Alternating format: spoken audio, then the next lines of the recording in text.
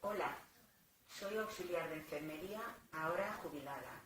Sé por mis compañeras lo mal que lo están pasando y el miedo que tienen a que haya un nuevo rebrote, porque creen que no podrán soportar ese ritmo de trabajo. Por eso, por ellas y por todos, quédate en casa.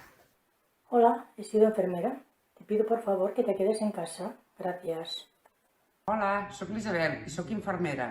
Si ens vols ajudar a tots, queda't a casa. Gràcies.